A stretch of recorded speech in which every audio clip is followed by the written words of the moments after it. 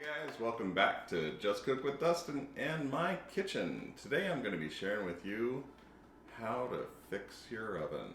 The other night I was roasting a tri-tip and the bake element in my oven blew. At first I was like, man, I gotta go out and buy a new oven.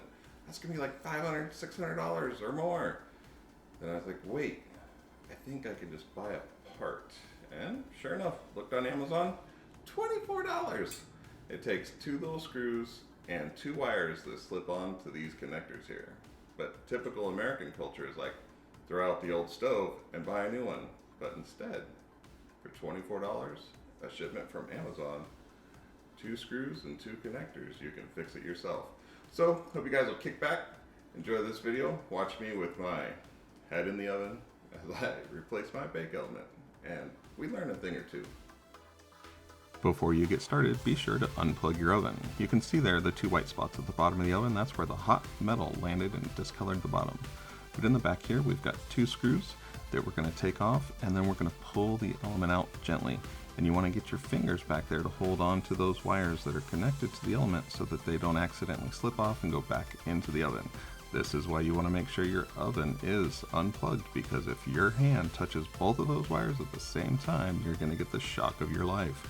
So pull those out gently, make sure they don't slide back into that insulation, slide them off the connectors of the element here, and then get your new element to replace. But first, since we have the element out of the way, let's take a putty knife and scrape the bottom of this oven, get all those crusty bits that have accumulated over the years scraped up and cleaned out.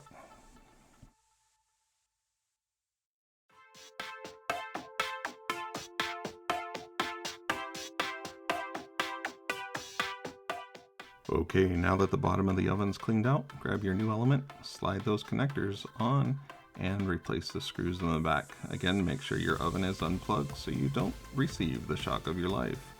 We'll get these tightened up, turn it on, and make sure it's working. If you're not sure what model number your oven is, pull the drawer out at the bottom where you keep your pots and pans. On the left-hand side, you will see your model number that you can match up on Amazon.